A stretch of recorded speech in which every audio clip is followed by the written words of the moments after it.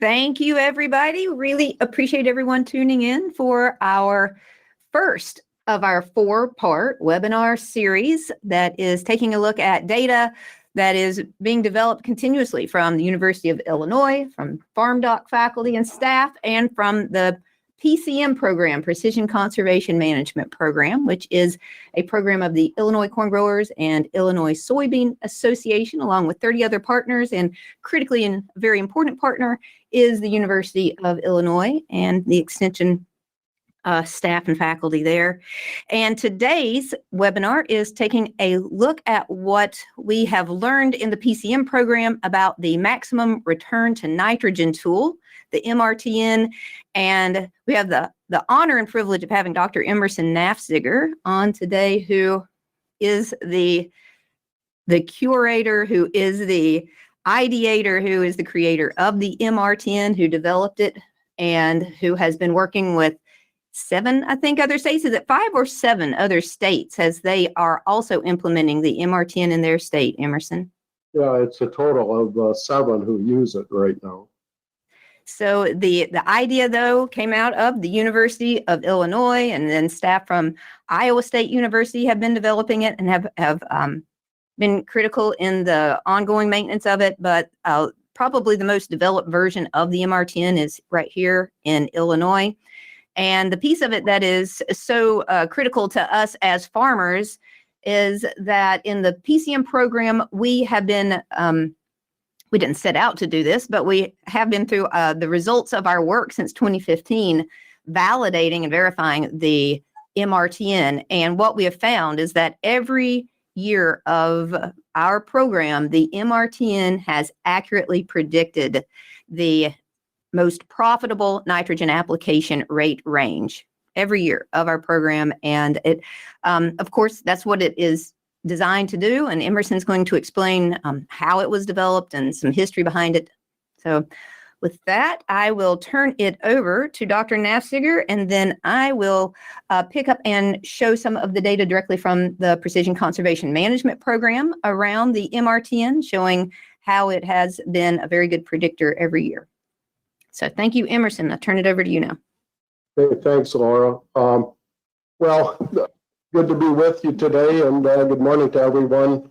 It's the fertilizer question is alive and well, and I didn't want to take all the credit for getting this tool started, but about 20 years ago, several of us met together in the Midwest and talked about the fact that we had data for nitrogen responses, and we're trying to wonder what we could do with it to sort of make nitrogen recommendations come alive, if you would, based on current data. So that's what we'll go through and talk about today and answer any questions you might have. I did want to throw in here for about P and K, and we're not going to talk too much about that today. And this was, you know, a few years ago in the 2021, the prices of fertilizer were just going up sharply at this time of year. They rose, they were high all of 2022. And the end of 2022, they started down again. This is nitrogen, but P and K sort of tend to follow. It's a kind of an odd system, but and they tend to seem to be a little higher when the corn price is higher. So that's another curiosity we'll leave for the economists to deal with. But P and K prices are not low, not as high as they were, but they're still relatively high compared to the price of corn and soybeans. So soybeans is held up a little more than corn, of course, but we always see this and think about, you know, the MRTN as an economic tool, not just an agronomic one. And pressure to apply anhydrous is there. The price has started up. In fact, right now it's kind of paralleling what it did 2 years ago. We hope it doesn't go as high, but you know, in the fall of 2021, the price essentially doubled. We're coming off a fairly low price from last year to about August of this year. The nitrogen price and anhydrous price went down by about half, and now it started back up again. So we'll talk a little about that. But the nice thing about this whole approach is that it allows us to put in prices that we expect to get for the corn and that we expect to pay for the nitrogen, and it adjusts our guideline rates.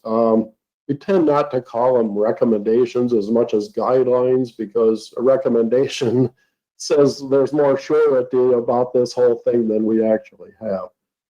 And you can see this article from a couple years ago in FarmDoc that I talked about some of these other considerations with P and K. But anhydrous ammonia, we hope that people have not started to use it yet because the soils are not cool enough yet to put it out. And we're not going to say a whole lot more about that. I will do a webinar in a couple of weeks with the IFCA, Fertilizer and Chemical Association, talking about fall fertilizer, and we'll do a little bit more of that at that point.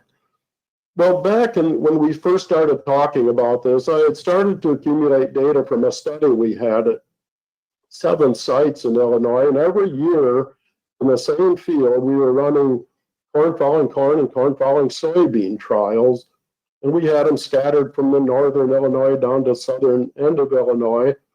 And part of our early observation was that the yield goal-based system that we had in place since the 1970s was starting to fall apart. And it was falling apart primarily because yield levels and the need for nitrogen were not very closely associated. The whole idea on the yield goal-based system was if you expect a high yield, you have to put a lot of nitrogen fertilizer on. And so we took, the formula was simple. You took expected yield and times a factor of 1.2 is what we most commonly used. And then if it was soybean, and that's the pounds per acre you'd need to use for your next crop. And if there was soybean as the crop before this next corn crop, then we would subtract 40 pounds. Here are data from 30 of those sites that I talked about, 30 site years of data, 10 years, 3 sites each, northern and southern Illinois, some missing and a few here and there. But in northern Illinois, you can see where that triangle is, and a triangle on curves like this is something you'll see again today. It's sort of my shorthand for an optimum rate. Optimum simply means it's almost the maximum yield. It's usually about a bushel short of the maximum yield. It's that point where the last pound of nitrogen you put in just pays for itself by increasing the yield enough to pay for it. So in northern Illinois, that was 197 bushels per acre. The yield goal-based nitrogen recommendation, as you can see there, we have a unique abbreviation for REC with 2 C's, but it's is 196. So we would have said, well, based on our yield-based formula, if we knew, had a good idea what that yield was going to be, say around 200, then we'd put around 200 pounds of nitrogen on. The actual nitrogen requirement over all those trials was only 133 pounds of nitrogen. You can see it back here.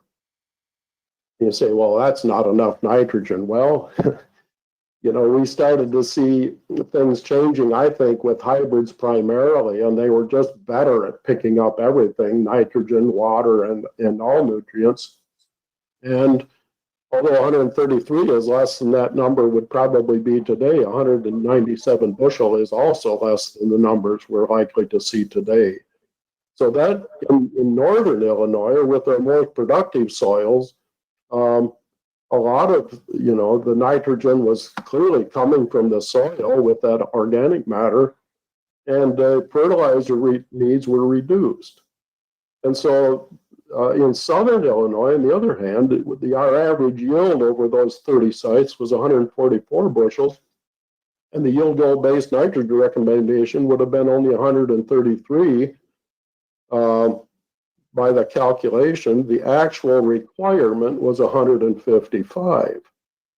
So in southern Illinois, or in the lighter organic, lower organic matter soils, we actually needed more nitrogen than the yield-based system was telling us we needed. So that set a lot of things in motion, and one was, the yield-based system, if we continue to go up in yields like we did starting 20 years ago, where 200 became a crop failure over time and 250 kind of an expectation, we could just see that these rates were just going to head up and up and up. And we would have people today legitimately using 230 and 240 pounds of nitrogen based on the yield goal that they had. So what does it mean? Well, here's a spill out of some of those trials that we have in our database today. Down below is the optimum nitrogen rate, and each dot is a trial, and then the yield level at that optimum rate in that trial. And you can see here kind of an astonishing fact, and that is that the higher the yield goes, you don't necessarily need more nitrogen. In fact, if you move by some magic that you were going to get 220 bushel yield in a field for a year, my question to the audience has been, how much nitrogen do you need to get that? And the answer is something generally between 50 pounds and 250 pounds, but we have no real ability before that season to know where that's going to be. What do you do when this is the case? It's clear that even knowing the yields, what the yield is going to be, does not help you find what the nitrogen rate. And as it says here, we have to think soil nitrogen because it's soil nitrogen, and we have to understand soil as a primary source of nitrogen, especially the prairie soils, any soil, that we grow corn on in the state of Illinois and almost every state has some organic matter, and that organic matter breaks down to a small extent each growing season, and it releases some nitrogen for the crop. There is a lot of nitrogen in a prairie soil that's 3.5% organic matter to a foot deep. A lot, thousands of pounds. And we won't go through that arithmetic, but we can certainly, based on what we see in our sort of rule of thumb, expect that a prairie soil is going to produce 100 pounds at least of nitrogen for the crop. And the difference between the yield or the need for nitrogen and the need for fertilizer nitrogen is the amount that the soil provides. And so that's where we're at. It seems to have frozen up. Not quite sure how that happened. And I'm not quite sure there we go. And that's the problem. And the result is we can't predict the best end rate, even if we know what the yield is going to be. So what do you do about that? That's the real question. And it's the real quandary with nitrogen, is we don't know quite what to do. Why is it so difficult? Well, first of all, it's tough to predict the actual yield is going to be. And secondly, these sites here, by the way, are all from central Illinois, so they're all on pretty productive soil. 1 bushel of grain produced by a corn crop takes about a pound of nitrogen. That's a crude measure. Sometimes it's more than that. Sometimes it's less than that. We remove about 0.6 to 0.65, I say 2/3 of the pound of nitrogen per bushel that we harvest and carry off the field. So that's what the crop needs or that's what the crop has in it when we harvest it. Obviously, it takes a little more than that to produce the crop. And for simplicity here, we just say 1 pound of nitrogen per bushel. So a 240 bushel corn crop would take up about 240 pounds of nitrogen. Because when we do these trials, the way we do, when we have a 0 nitrogen rate, that gives us an estimate of how much nitrogen the soil provided. Think about that. We didn't put any fertilizer on. We got very typically we're getting 100, 120, maybe 150 bushel of nitrogen and bushel corn without using fertilizer in these trials. That's an estimate of how much nitrogen that soil produced. So that's where these come from. And here are the nitrogen requirements on the horizontal axis, and you can see I just took yield times 1 pound of nitrogen per bushel. And so that's what we'll call the N requirement here. And it functions it's also yield.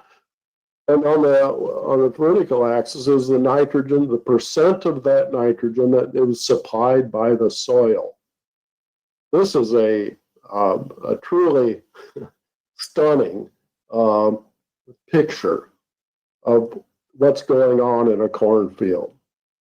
And you can see here, this is what makes fertilizer nitrogen so difficult. How would you know? Again, if you have a 225 bushel yield, we had some nitrogen, some fields in which less than 10% of the nitrogen at that yield level was provided by the soil. We've had some other fields there where about 90% of the nitrogen was provided by the soil. And these aren't usually the same field, but it could be one field that's the same field 1 year as the next, and a very different amount of nitrogen that comes from the soil. You say, well, surely we must be smart enough to figure out, how much of that nitrogen that soil is going to give up in a given year. We don't know how to guess that. That's been something people have been looking at for decades. You can bring soil into the laboratory and you can, measure how much inorganic nitrogen it's producing as it sits there on the bench, and every week take a sample and see how much more nitrogen than there was last week. You can do that. It doesn't in any way, shape, or form mimic what's going to happen out in a field. If it warms up early in the spring, you tend to get more. If it warms up late, you tend to get less. It's highly affected by the soil temperature, to some extent by moisture. And in any case, it ranges from less than 5% to more than 90%. And it is not very much affected by yield level. So these are the things we deal with when it comes to nitrogen and what makes it so difficult. Again, not having any luck getting this thing to move. Okay. So the maximum return to nitrogen is what we call this. It's just a name we came up with. It's a nitrogen rate. It's what I call a guideline rate that maximizes the return to nitrogen at a certain ratio of nitrogen to corn prices. The higher that ratio is, the more nitrogen costs relative to corn, then the less nitrogen we can put on and still have that corn crop pay for it. It takes corn yield increases to pay for added nitrogen, as you can guess. And this is across a set of nitrogen response trials. This is the important part and the expensive part, and the part that we've spent a lot of time and effort on in Illinois. Our sets of response trials that we use in Illinois are from northern, central, and southern Illinois. Northern Illinois is roughly north of I-80. Southern is roughly south of I-70. And central is what's in between. So that's the way we have it broken out in the calculator. So how do we get these numbers? Well, very quickly, the top is just a general nitrogen response, a very, very typical nitrogen response in our prairie soil. Most of our trials on farm run from 0 to 250. Sometimes the farmers put some on, and so we don't start at 0 and we go past 250. But that's what we typically see. And this one up here is an actual response that we saw, and the optimum was reached at about 160 pounds, 65 pounds of nitrogen. And that's where That's at a ratio of nitrogen, 50 cents a pound for nitrogen and $5 a bushel for corn. Those aren't too far off what we're at today, but stay tuned. You know, next week or next month it will be different, probably. So everything else comes from that. The first thing we do is we subtract the yield at without nitrogen, because we're interested in that, because that tells us how much the soil provided. But we're looking at the fertilizer piece of nitrogen specifically. So we subtract that, and the bottom graph that I show here starts at 0 because we do subtract that. So as we added nitrogen, the gross return is up here. That's the bushels added by fertilizer nitrogen times the price of corn. That's the gross return. The bottom one is just the end cost curve. And that goes up, obviously, at 50 cents a pound. It goes up, as you can see here. And anyway, the line in the middle is subtracting the bottom line from the top line. So the cost from the gross, and that gives us our return to nitrogen. So this is what we'd call this, and the point of the maximum on that is called the maximum return. And this is just done for illustration purposes using the data up on top. So the optimum we calculated here, just a little trick we do with the curve that we apply there. It comes out at the same place. The last bushel of corn in this case produced at this point pays for 10 pounds of nitrogen. So you can think of it that way. It took 10 pounds of nitrogen to add that last bushel. So it's a good way to think about it as we go forward here. So the basis for the MRTN, here's 200 end response. These are actual response trials. I didn't put them all in here, partly because Excel wouldn't even graph more than 200. So we have more than that. And as I say, thanks to NREC and IFCA, we had by far the biggest and best end trial database of any state. And I think it serves us well. But you can get an idea looking at this spaghetti of the wild variation among different sites and how they responded. Here we have a couple sites up here that went up over 300 bushels per acre. In some cases took almost 230 or 40 pounds of nitrogen to get there. In other cases back here, you can see they rose, and most of these rise to a point and then they go straight across. Adding more nitrogen does not add more yield. So this is where the curves rise. Sorry, let me go back, if I can, to that previous one. So the one that you might be able to see here, if you're close, is this one. You can see one here that actually rose to a maximum, and then it came back down.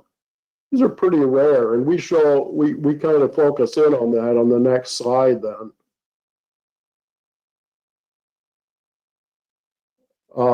As I said, most curves rise to a maximum and then level off, and the few keep going up. These are the ones that, we worry about, because we say, what in my field, it just takes more and more. In almost every case of these that go up like this, it's because we had very wet conditions at some point early in the season. And that 2015 was the year we had more of that than any other year by far. And basically the most nitrogen you used, it was still going up. At that point, we recognize that this can happen.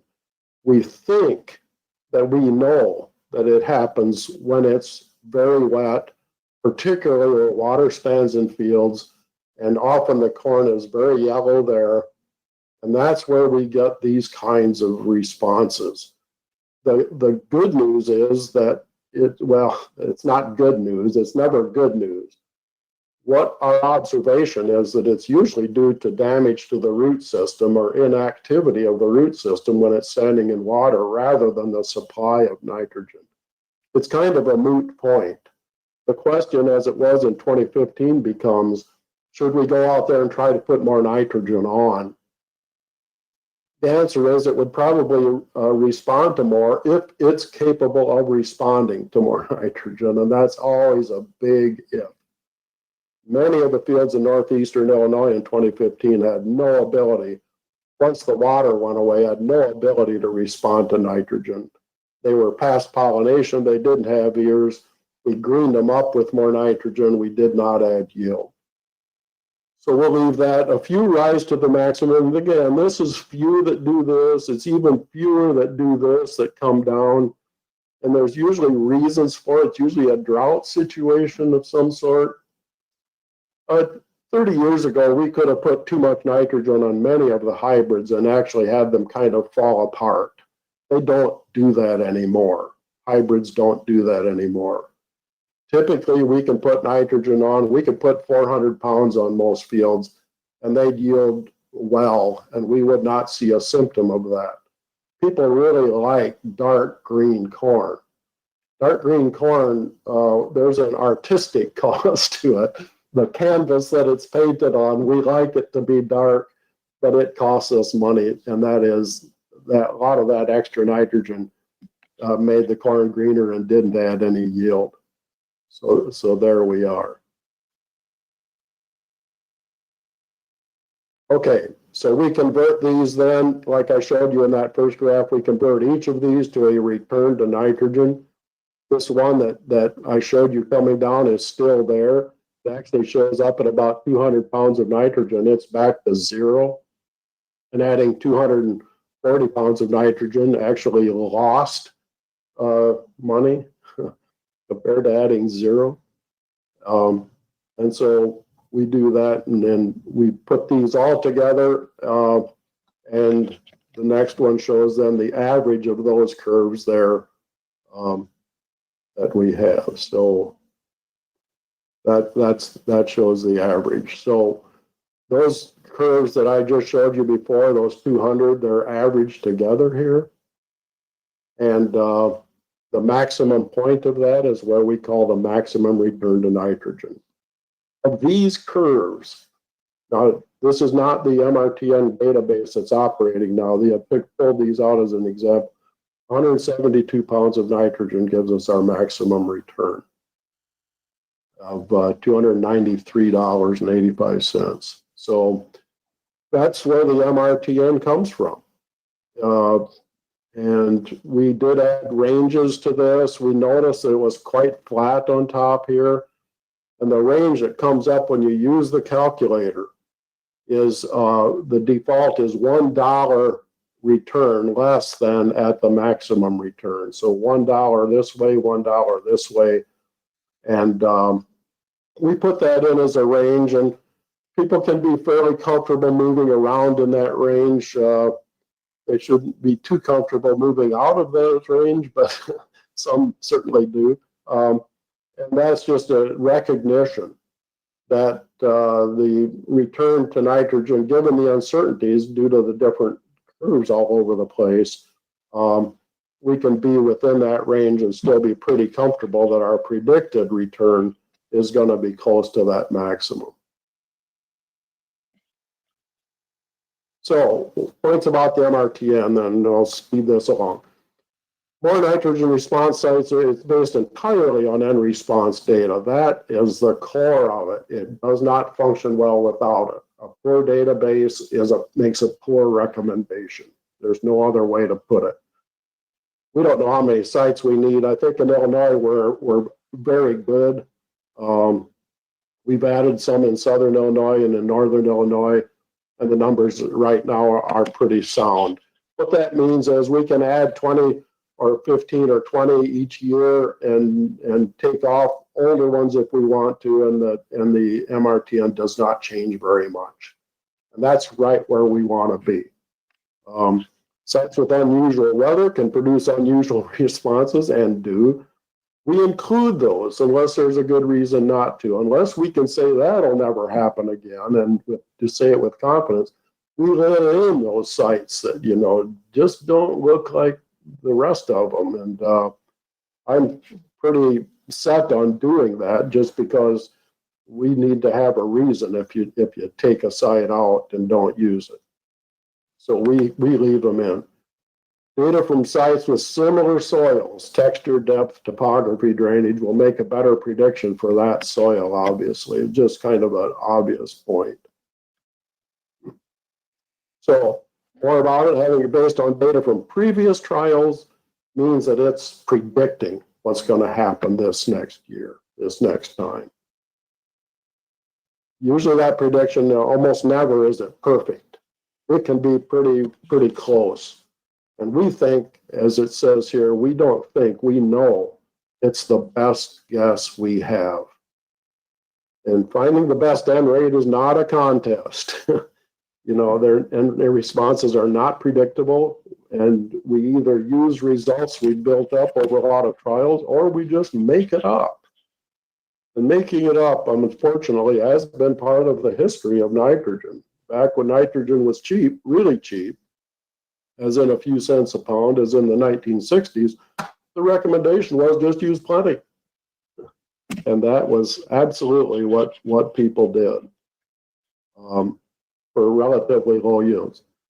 Well, we'll kind of skip over this one or just deal with it real quickly. I put the trials in from 2020 just as an example, kind of a typical set of trials. We had 16 of them that year, corn following soybeans. And you can see where the triangles are on each line are. That's where the optimum points for that trial were. And you can see here that the MRTN, using the MRTN values where these circles are. So it predicted what the yield would have been there at the MRTN. And so you can kind of do it, this is the overall MRTN is this diamond shape here. And then we had some that were out here in 2020. Again, some pretty wet locations. There were 3 or 4 of them out here. And because of that, it sort of pulled these over. Most of the trials that year were at around this MRTN, or actually less than them. I only use this to illustrate that the MRTN overweights responses to high rates of nitrogen where yields start out low. In other words, this curve here where the yield started out down here and went up like this, that one gives a tremendous weight to that to the overall curve. Adding into our database isn't going to change things a huge amount at this point, but it certainly would if we only had a few dozen trials in the database. It's conservative in that regard, though. I want you to understand that, it's more likely because these high response curves that we have over the years, they tend to pull this MRTN value to the right a little bit. And so it should help us to have it be more, that we leave those in and that we can use it and be more confident that we're going to meet the needs of the crop. This is what MRTN has done as we've added data and taken some older data away over the years. We made a concerted effort with the IFCA did in the South to add trials, and you can see the result. Their MRTN values now are higher than they are for Central Illinois and for Northern Illinois.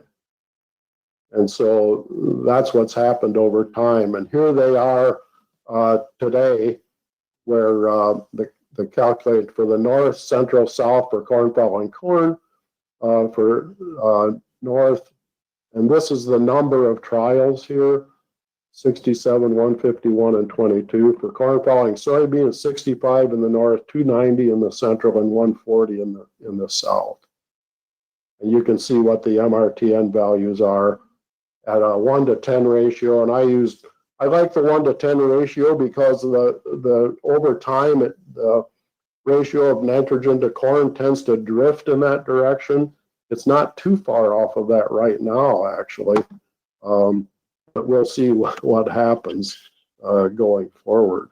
So today it's the Southern Illinois 200, Central Illinois was at 180, 1, and Northern Illinois 178.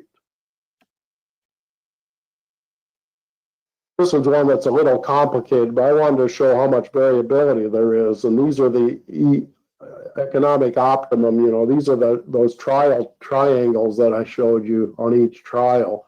This is sort of how they distribute.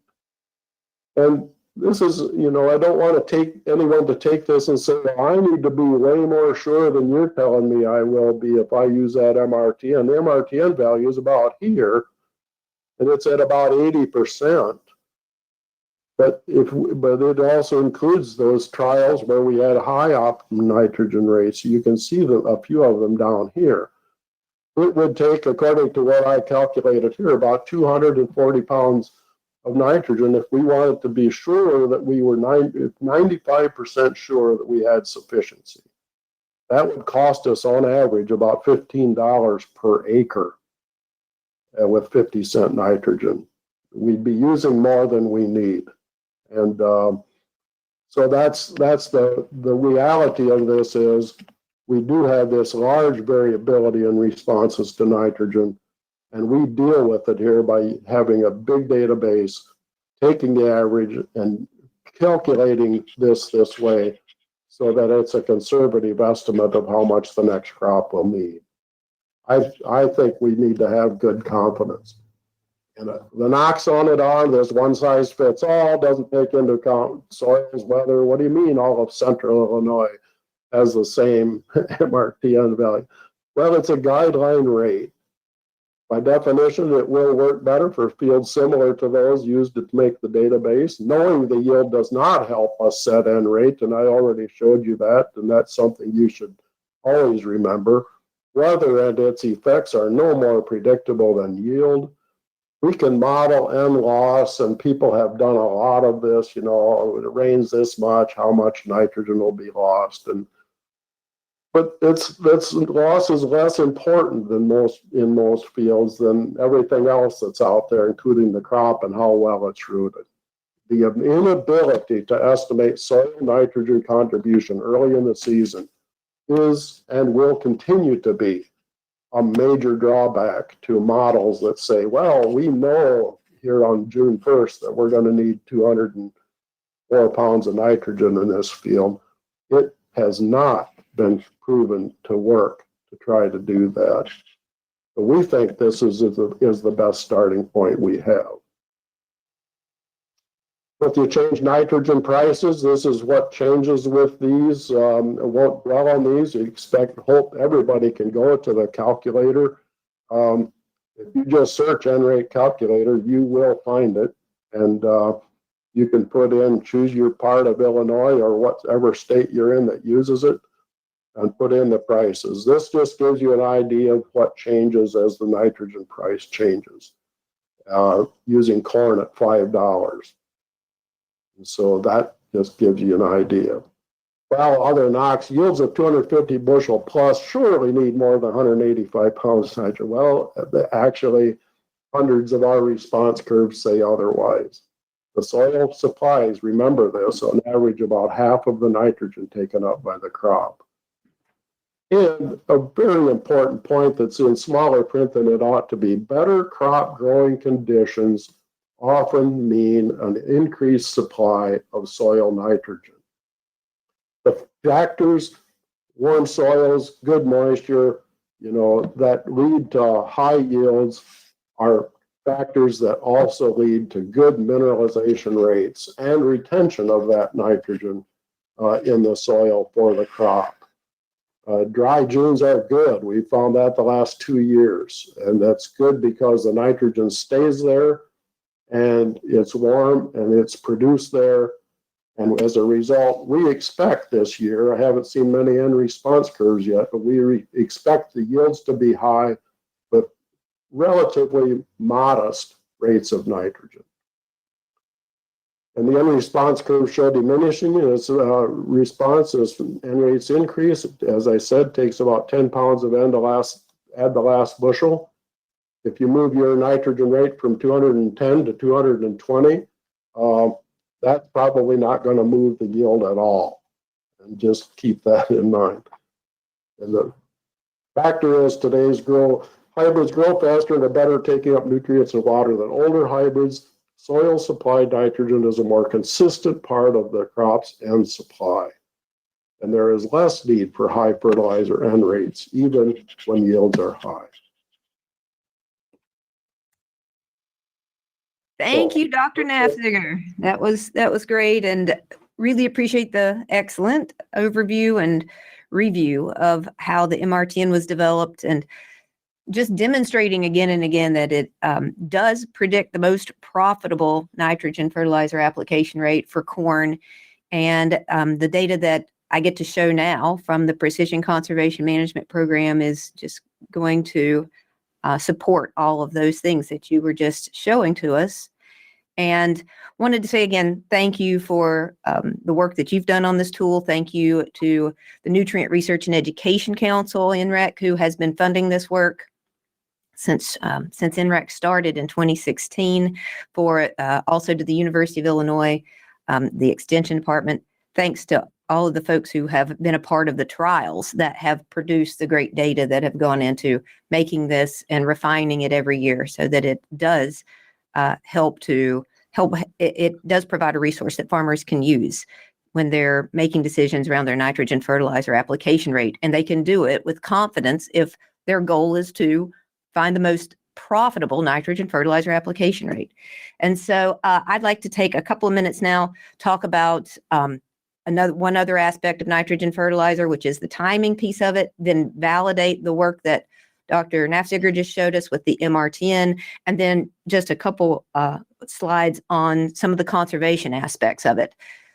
I do feel like I should take just a minute and remind folks about the Precision Conservation Management Program, PCM, which is first and foremost a farmer service program, and it is designed to help farmers make good, confident decisions about their conservation practice adoption. And we do it taking a financials first perspective. So we created PCM in 2015. It was created in response to the Illinois Nutrient Loss Reduction Strategy, and it was launched with the help of a NRCS Regional Conservation Partnership Program award that the Illinois corn growers received for $5.35 million. That is how we got started with this program, and we've built the partnership around it since then. And the program was designed to help farmers understand how, as they are adopting conservation practices, what they can expect in terms of their farm profitability, their net returns, how it's going to impact them and their family, how it's going to impact our local agricultural communities, and ultimately how it can affect economics from farming across the Midwest and water quality across the country. We did this to prevent agricultural regulation, to help farmers to do the best thing for their unique farming operations in terms of addressing water quality issues, soil health issues, climate issues. We know that farmers make the best decisions when they can operate within the scope and scale of their own operation, that they can respond to their own challenges, their own benefits. And we believe that the additional regulations farmers face just stifles the innovation that farmers has made farming what it is today in the U.S. We also, with the development of many different conservation programs, carbon markets, the incredible infusion of financials from the U.S. government with the Inflation Reduction Act and the Climate Smart grants that are becoming available this year, that there's going to be an influx of money. And with that influx of money for farmers to start adopting these practices, we want to be sure that the farmers themselves are the ones who are accruing the greatest amount of benefit, because they are the ones who are doing the work, finding the resources within their own net incomes to pay for these practices. They're the ones accepting the risks. So we're doing everything we can to be sure that farmers are being well positioned to benefit from their work. The program works by offering every farmer in the PCM program their own one-on-one technical support in the form of a precision conservation specialist. Every farmer has their own specialist who will come out to their farm, will help them to put data into our data collection platform, which was developed with our top industry professional in the IT field, Heartland Science and Technology Group, who make sure that our data is encrypted, that it is secured, and that our farmers can be confident that the data that they allow us to use is only going to be used for their benefit. So it benefits them individually, and it benefits all of agriculture collectively. And that is our first and sole goal with this program. It's data-driven, and it's meant to help farmers. We create with the data that our farmers provide to us what we call a RAP report that's delivered to the specialists, that the specialists deliver to the farmers every year. In February and March, we will come out to your house, we'll sit in your kitchen, we'll deliver it to you in your office, in your shed, on your tailgate, wherever you want, to help you to understand field by field the economic costs that your program, that your individual decisions for agronomic management are returning to you. So field by field and across your whole farm, you get to see what are the economic costs, how are you doing in terms of your net returns, what is your gross profitability from your yields and other your other income sources, and then also what are your costs, what are your direct costs, your labor costs, your management costs, what are all of that, and what is your net profitability. And then very importantly, we let you see how does that compare. What is your practice on your fields that you've been doing? How does that compare with other farmers nearby you, locally in your region, in an aggregated, anonymized way? How are farmers who are using different practices? How are farmers who are using no-till or strip-till or cover crops? How do they compare with your own operation from a financial perspective? And then we also provide environmental assessments as well. So farmers can see, using modeling results from our great partners with Field to Market and the Cool Farm Alliance, how you're doing with water quality, sediment loss, greenhouse gas, energy use. We pay farmers to be in this program. You can see we give you $500 the first year, $250 the second year for allowing us, for providing your time, for letting us collect your data and let other farmers benefit from it in an aggregated way.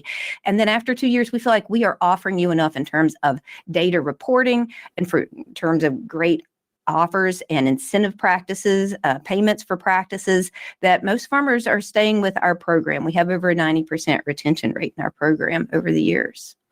And we offer a lot of networking and education opportunities. We have mentioned already that the program was started in response to the Illinois Nutrient Loss Reduction Strategy, which was released in 2015. And the goal of that entire strategy for the Midwest is to reduce our total nitrogen and total phosphorus losses by 45% across the Midwest and individually from the state of Illinois by 2035. And we have an interim goal just a year and a half away. Our goal is to reach a 15% reduction in nitrate, nitrogen, and a 25% reduction in total phosphorus by 2025. The Precision Conservation Management Program is not available across the entire state of Illinois, but it is available in these regions here comprising about 32 counties. And you can go to our website, precisionconservation.org, to find your local specialist. You can reach out to them directly, or there's a website, a web address where you can email us or click the button and it will reach out to us and we will contact you to set you up with an enrollment. Here are our 30 amazing partners. Wish we could go into each and every one of them, but they have all collectively provided the resources to make this program run. Every year, we provide a complete summation of all the years of our data to date in the June edition of the Prairie Farmer, taking a high look at all these different conservation practices and how they are penciling out for farmers on these fields in PCM, for all the different cover crops, for the tillage, for the nitrogen and fertilizer management at a pretty high level. And we get a lot of visibility from that document and a lot of good feedback from it. So please, you can check it out. And it's one that is on our website and connected here. All right, here we are. This is our first data slide. And what we're looking at here is before we jump into the rate information with the maximum return to nitrogen recommendations, take a quick look at another very important part of nitrogen application management, which is timing of fertilizer. Here in the next couple of weeks, we are going to see a lot of farm fields receiving nitrogen fertilizer. And we can see that that's one of the key classes of nitrogen fertilizer timing that we see in our presentation here.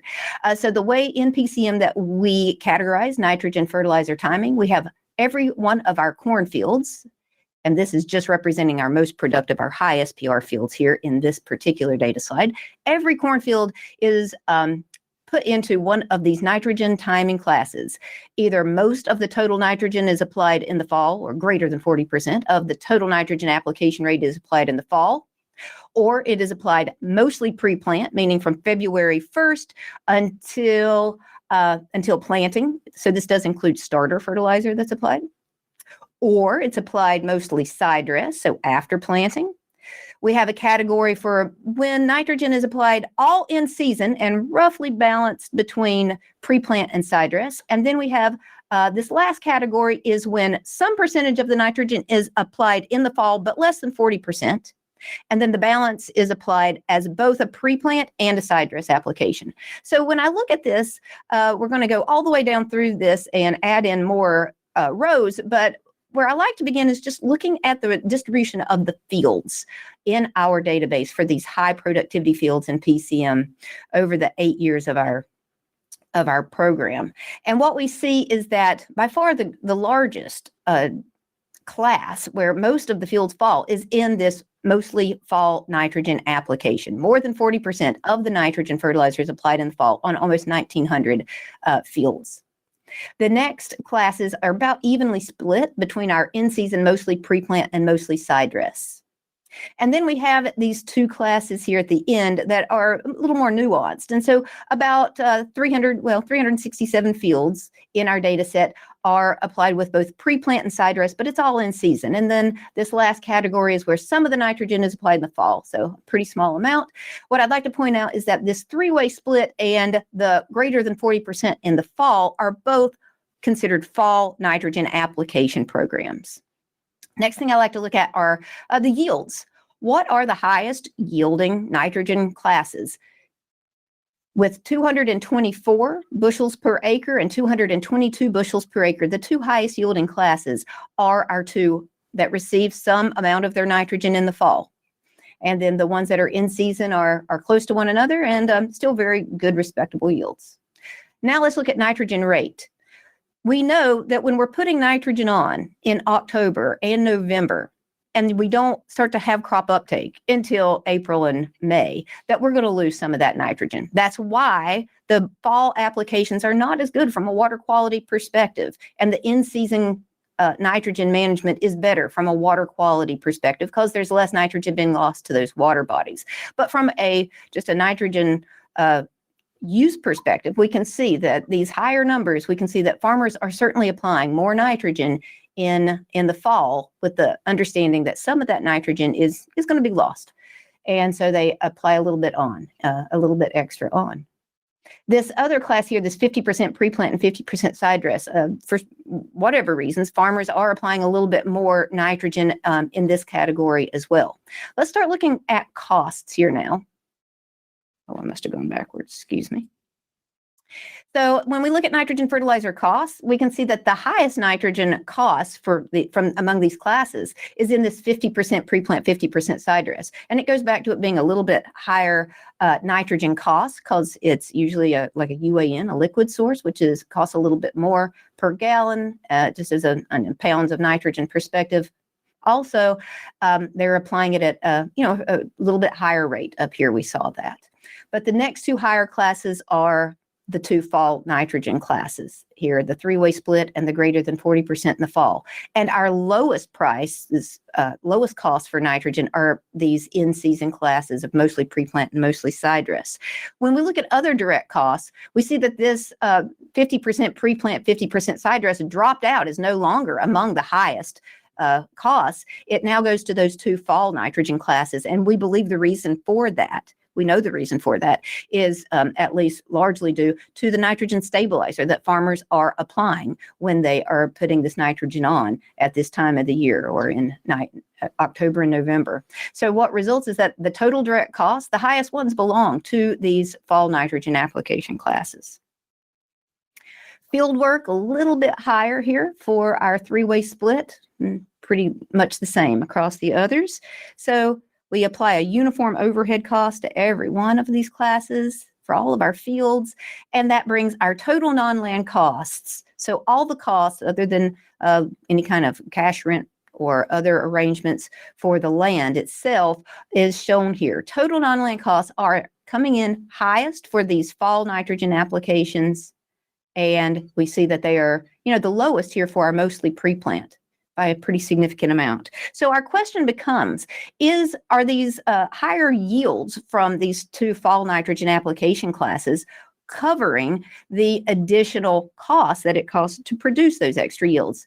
And here's the answer. It is not.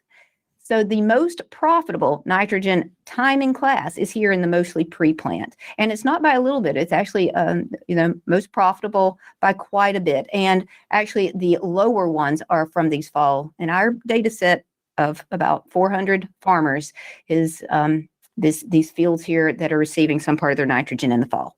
So moving right along, we'll take a look here at the MRTN and taking a look at our nitrogen application rates. And we break that up into 5 different classes ranging from less than 150 pounds of nitrogen per acre all the way to more than 225 pounds of nitrogen per acre. These different gradients here that we see are showing for each one of these nitrogen classes the yield for that particular class for every single year. And then we see the blue bar representing that averaged across all of those years. And it's not a big surprise. This stair step up that we see in yields, we see that with more nitrogen, we are in fact getting higher yields. But let's replace that yield vertical axis here. Let's replace that now with our net profitability, what we call our operator and land return. And we see a really different story. Those high yields come with a cost. And what we see here is that our yields, our nitrogen application rates above 200 pounds per nitrogen are not the most profitable. Our most profitable nitrogen application range is between this 150 and 200 pounds of nitrogen. And that is the case just about every year, except for, just like Dr. Nafziger was just pointing out, there are years where we have just very positive growing conditions where the nitrogen that the soil is supplying is more than sufficient. And so in those years, actually, we can get by with 150 pounds or even less. And we saw that particularly here in the 2021 growing season. We saw it again in 2017. But as he was demonstrating, the MRTN is actually more likely to err on the side of overestimating the most profitable nitrogen application rate than underestimating. And yet, somewhere between 60 and 70% of our farmers in PCM are applying above the MRTN rate. So with that, I'm just going to tie it up by saying for farmers who are interested in carbon markets, there is an opportunity for farmers to reduce their nitrogen application if you're in this over 200 pound per nitrogen range, and you can actually get paid somewhere between $10 and $15 per acre to do that through these different nitrogen. There's carbon markets, and there's also opportunities through programs like PCM. So I'm going to turn it over now to Dr. Nafziger, and he's going to talk about a great opportunity for all of us, all of you farmers out there, to be able to help us to improve the MRTN. Well, thanks, Laura. It's good to see that the MRTN sort of works in practice, and I hope that we're helping understanding a little bit on that. But we know that these full rate trials, they're fairly large. They have 0 strips, which people do not like, or near 0. And we have a lot of them. So we think that there's going to be an extension, a way to extend this and to add more value yet to this would be what we're calling 2-rate strips. These can be done very easily, very inexpensively. In some cases, in these rates, these strips in the field, we would use less nitrogen than in the rest of the field. In other cases, we would use more. And I'll explain what that is. So if you have improving confidence in the MRTN is what we're trying to do. So we're going to suggest a layout, a very simple one that would use sensing and yield monitor data along with, here's the way these lay out. This is what a full rate strip on the left looks like. And as I said, those have been extremely valuable, and it's what our calculations are based on today. But we know that 100 of these every year going forward is not going to happen and probably should not happen and doesn't need to happen. But we think that, several hundred of the ones on the right a year would not be too ambitious, and we'll learn a lot from that in terms of gaining confidence that the MRTN is doing a decent job at telling us what nitrogen rates we need. In my example here, I had 185 pounds, which would be around the MRTN rate in the whole field. And then we'd have a strip there with 240 pounds. So we're making 50, 60 pounds higher for one part of the field than the other. And in many cases, the rest of the field will be up in that 220, 230 range, and the strip then would be down maybe in the 180 range. So the idea is to just have these two ranges, two treatments, two nitrogen fertilizer rates that will allow us to see up in the higher end of the rate. We're not looking at deficiency here necessarily, but what we're looking at is trying to gain confidence. Okay, is 185 really enough? In cases where it is not enough, we're going to learn that as well. And we hope that we can figure out over time, and lots of these, what kind of conditions there are when that rate needs bumping up. And that we can say, no, this year, the way things are going, we're going to go out and side dress and we're going to put on a higher rate, because everything that we have from these strips that we've learned tells us that that's what we need. So that's simply what it is. Dan Schaefer of IFCA is going to be, he's the one managing this program. Just got our first results there at South Farm. He ran one of these, and I just saw them this morning. There's a couple bushel difference between the 180 pound and 230 pound rate, I believe it was. Not nearly enough to pay for it. In fact, our first year we had data from here is in the next slide. And we had 7 sites here with 2 rate trials. The average in the high rate was 242 pounds of nitrogen, the low was 185. And you can see here over those 7 trials what happened. One is the yield numbers there in red. I think that's red. And we got small yield increases in several cases, none or slightly negative. And in only one of those 7 sites did that added nitrogen actually pay for itself and add a little profit.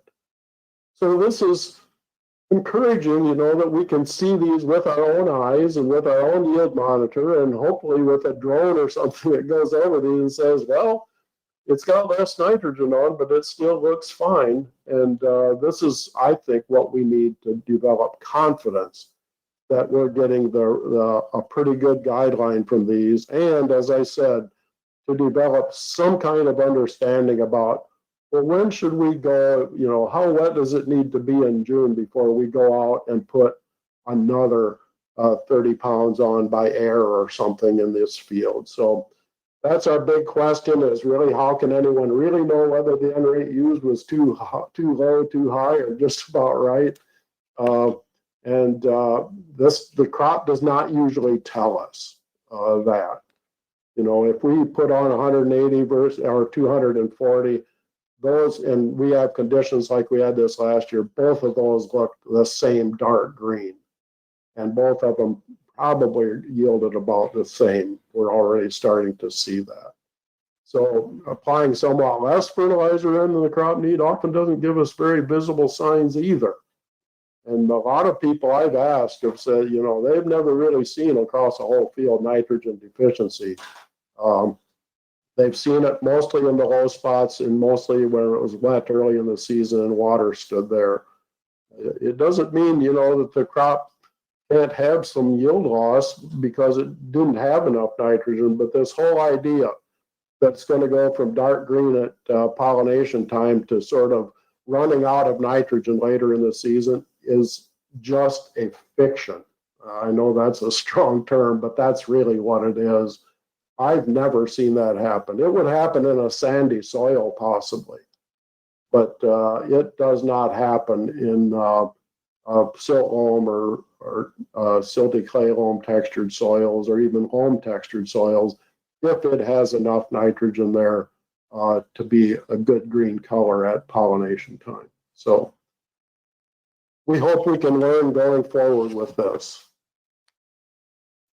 So thanks so much, Emerson. This is a reminder that for farmers in the PCM program, we have this opportunity that Dr. Nafziger was just talking to you about. We call it the MRTN on-farm strip validation trial. We can help the farmers to sign up for this. If you're interested in trying the MRTN right on your own farm, validating it and getting a report back that says, exactly what that meant for you in terms of your yield and in terms of your profitability.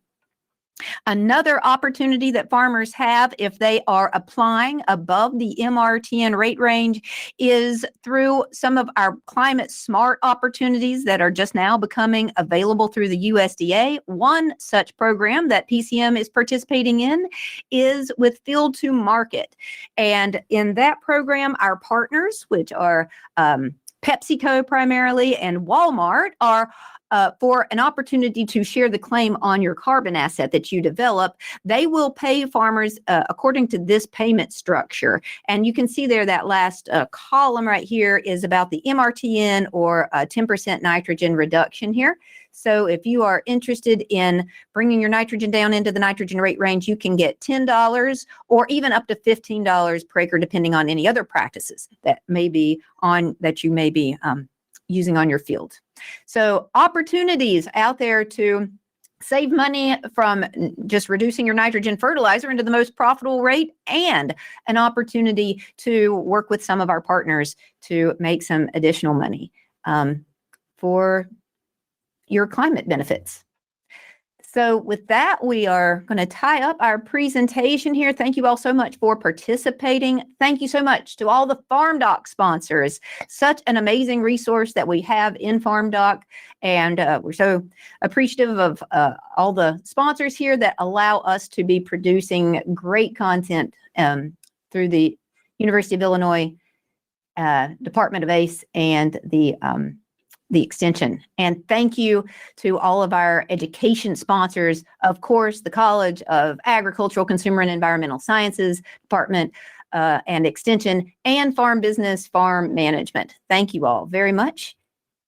And now, if you will let us, if you want to stick on and hear us respond to a couple of questions, I am going to pose a couple here that have been coming in. Feel free to put more in the chat box if you would like. The first one that I'd like to bring up is this question: what about the accusation of, quote, mining the soil by relying on organic matter for nitrogen? The question is, are we mining our soil?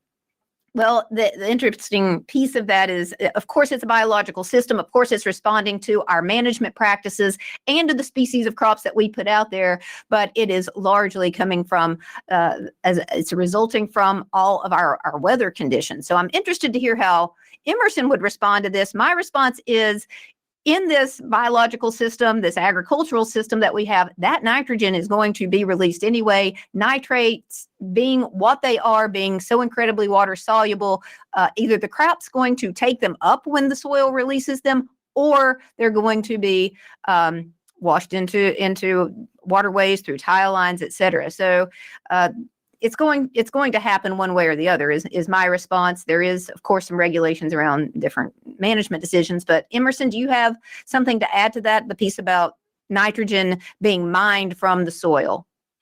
Well, it's a good question, but it's a question that has a very long time range on it. I'd say a century. If we have 5,000 pounds of nitrogen and 2% of it becomes available to the crop in an acre, and that's not an unusual amount, and in a prairie soil, and 2% of that, or about 100 pounds, becomes available to the crop in a given year. How long is it before you would start to see that decline? And the answer is a very long time. It's important, though, that we understand when we put nitrogen fertilizer on, and we put on, say, 180 pounds, but produce the extra yield above that with no nitrogen of only 110 or 20 bushels. So we get a good yield, but half the nitrogen comes from the soil, half from fertilizer. We put more fertilizer on than that, and a good chunk of what's left over recycles back into organic matter. So we're not, it's not that it's going to steadily decline over the years, and at some point in time, we won't be able to grow the crop with as little fertilizer as we do now. It's important that we keep doing this work and looking at this, but I think the time scale is such that, it literally will be 100 years in many of these soils before we would see that decline. You might have picked up that in southern Illinois, about 40% of our nitrogen in the corn crop comes from the soil, and about 60% from fertilizer. And if you want to think long term, the organic matter levels are lower there. In northern Illinois, by the way, it's about 60% from the soil and 40% from fertilizer. Central Illinois is where that's about 50-50. So, I'll stop talking now, but it is a good question. People have asked it. Laura is correct that nitrogen is going to be freed up no matter what we do. If it's soybean growing out there, it'll take it up happily. It likes nitrogen too. And so it's one, though, that we think that the proper management is still to use these moderate rates of nitrogen fertilizer, and that's going to help maintain that soil supply of nitrogen over the years. Thank you. So the next question that came in is a modeling question, and it's specific to one specific model. Here's the question. The Climate Corporation used to claim that they could predict the nitrogen concentration and use in the soil with computer modeling by using soil type and weather. In view of your results, this seems far-fetched. So I'll let you respond to that. It's not really a question, but how would you respond? I guess the quick answer is I don't think they're saying that anymore. They're not the only ones. A lot of people went in thinking, well, model, that'll be simple. We'll just say with this temperature in soil, we're going to have this much nitrogen. The crop needs this much. This much will be lost. And so here's what you need to put on the fertilizer. And a lot of them predicted what it would be mid-season. And so if it was going to be a little low, you should go out and put more on. Those just proved not to be adequate in terms of prediction. And most of the dashboards out there that would help you manage nitrogen have kind of quietly gone away. I haven't kept up with what, say, a Climate Corp is saying recently. There are still some of those that are still active. Basically, there was a demand, it said, well, if they can do nitrogen, I guess we can too. Or farmers may have said, well, what about it? But I watched it with interest. I thought too at some point, surely we're going to get better at this. But some of these pretty much underperformed. They may tell you to put more nitrogen on than the crop needed. They may tell you to put less on. And I think there's a sightedness problem there. You tell a farmer to put less nitrogen on than his crop actually ends up needing, and you have lost a customer and his neighbors for a long time. And that's one of the dangers in nitrogen. And it's one reason why companies say less about nitrogen management today than they said 7 or 8 years ago. And that's almost across the board. Yeah, that's a great point there, and something we try to keep in mind when we're thinking about how our trusted advisors are making these predictions or making these, recommendations. It is often with our best interests in mind. And right, like you said, underestimating, underpredicting, under recommending nitrogen can be a serious problem for any farmer. We also have this question, Emerson, and it's one that you and I have talked about before. I think it's an interesting question. It's about timing and how it interacts with MRTN. The question is side dressing nitrogen considered with the MRTN, or is it only one application? Most of these I shouldn't say most of them, probably half of them have have the nitrogen side dress, maybe a little bit more, or the main part of the nitrogen side dress.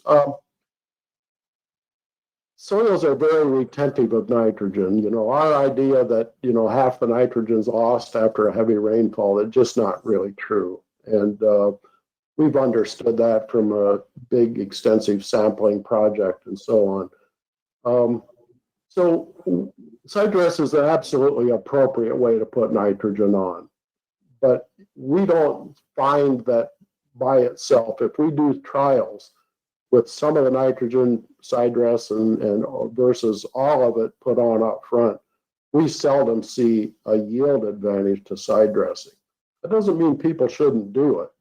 It's just that the idea, if you say the nitrogen we put on as a pre-plant anhydrous, for example, it stays available pretty well as much as well as any other way of putting it on, including UAN early post, for example. So if you go in with that attitude that, when we put it on is not particularly relevant, we just have to be smart about nitrogen. We don't put UAN on a month before we plant. And because it's got nitrate in it that's ready to go down through the soil that day we put it on. And hydrous has that advantage of sticking around longer. So every way we decide to put nitrogen on, we have to consider the costs and the risks. And although a lot of people have been wide dropping UAN, for example, for years and like it, and sometimes if the crop looks pretty good, sneak out and put some extra on, I'll be honest, that's probably a cost, not an advantage. Because we get an idea that, we're going to predict in our mind what that crop needs. And the big risk of putting side dress or waiting to put substantial amounts of our side dress until while the crop is growing and we'll go out and side dress it when it needs it are weather related. One is too dry. We saw that last year and this year where nitrogen was put on. One farm in Western Illinois said, I kept waiting and waiting, thinking it was going to rain, and it didn't rain. And I finally went out and put it on anyway, and I think I lost some yield, and he probably did.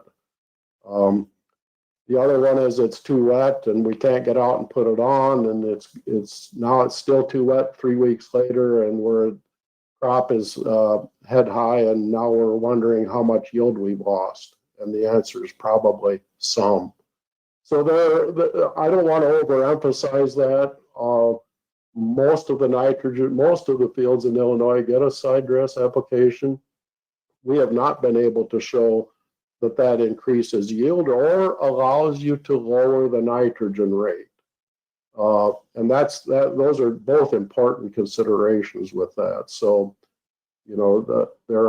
most people are using pretty sound programs. Putting some of the nitrogen on, having nitrogen there for the crop when it comes up and when it starts to develop its primary root system, that has to be a priority, nodal root system. So I think we have to put some nitrogen on early. We cannot wait to put it all on as side dress. And in my estimation, there's different ways. Oh, Emerson? I don't know. Well, we did just have 3 more questions come in here. Ways to put it on early. You don't need a lot if you can get it fairly close to the row for it, but it changes. You blanked out there just for a minute, Emerson. We lost you for 1 second there, but okay. We did get 3 more we got 3 more questions come in. So if we could do a speed round, with Okay. just a minute or so per question. I'll take this first one. It says, here's the question. Can we leverage the MRTN to reduce our nitrogen rate below the MRTN to some predicted minimal loss? And then farmers, can pay, and then farmers can be paid for the loss difference. And the idea is that the last few bushels of corn have a huge CO2 equivalent impact, and it could be low-hanging fruit to be paid $30 per acre to save a metric ton, of CO2 equivalent. So that question is interesting. I don't know how many farmers would be willing to take a payment to pay significantly below the MRTN, since we know, the majority of farmers are applying above the MRTN right now. But that would be an interesting question, and I suspect there are companies that are out there who would be willing to pay farmers for those additional carbon assets that they're generating by reducing their nitrogen application rate. That's my quick answer. Okay, this is for you, Emerson. Have you used the fall stalk nitrate test to look at nitrogen rates for the MRTN? No. No. Okay. That was very fast. At all in the whole stalk nitrate test taken before harvest. And it's a snapshot of what happened during that season. It's not even necessarily a good reflection of how you managed nitrogen. It will show if there's an excess there. If you put on 250 pounds of fertilizer, you probably already knew there was an excess. If you're using it in conjunction with in a manured field where you still put some nitrogen on, that's the one place I would see it having some value, is just to show that, yes, we actually got nitrogen from that manure, just like we thought we might. And it will show that. But it's the ranges in that just don't look very conducive to me to improving nitrogen management. Mm-hmm. So here's the last question. It is, what nitrogen impact does the corn bean rotation have? We experiment with rotation on our farm. Beans every third year might be best, not rotating every year. Any thoughts on that one? Yeah, we've done a study looking at every third year compared to every year corn or corn soybean rotation. It's a pretty viable option depending on the price of crops right now. More soybeans usually is better at the price ratio they are now. But yeah, it's we don't think, I guess we don't have a good idea on how much you should change nitrogen rates. But our nitrogen rates, you've noticed that 40 pounds is not the difference anymore. It's less than that generally. And so I would be inclined to use a corn after corn rate for corn in the second year corn and a corn after soybean rate for first year corn, and sort of leave it at that. Okay. All right. We got one more question in, just came in right under the wire here. So I'm going to ask it, Emerson. How much nitrogen is lost when UAN is applied in the spring and it's not incorporated by tillage, say in a no-till situation, and it doesn't rain for quite some time? How much nitrogen needs to be added in season for that kind of shortfall or loss? What would you say? I really think it would be better to prevent having to add some or figuring out. It's not very predictable, but the losses in warm temperatures and dry soil conditions on the surface and having UAN laying there, there's urease all over the place, and that urea, there's going to be volatilization loss for sure. And I would take steps to prevent it, possibly using a urease inhibitor with the UAN, and even better would be some way to get it in, or maybe just wait until it's going to rain. I don't know. I know we can't always predict that, but we have not had a lot of disasters from putting UAN on, but I remember some years ago where it didn't rain for weeks after application. And in one area, they were used to putting their whole rate of nitrogen on as surface applied UAN, and it got really nasty that year. I think they quit doing it almost as a whole group because of the cost that year. The problem with nitrogen deficiency early in the season is, and your crop is likely to become deficient, early deficiency can mean loss of yield potential. Not just loss of yield. If you come back and put nitrogen on, you'll get it back, but you've lost yield potential. Awesome. Thank you so much, Dr. Knapziger. Thank you to everyone who participated or joined us for this webinar. It has been a lot of fun for me. I hope you all learned something interesting from this MRTN review and from the information we've seen from the Precision Conservation Management Program. Thank you again to all the FarmDoc sponsors. Please tune in to FarmDoc Daily and sign up for it if you don't already subscribe. And please be sure to go back and see this on the FarmDoc website or on the FarmDoc's YouTube channel. Thank you, everyone, and goodbye.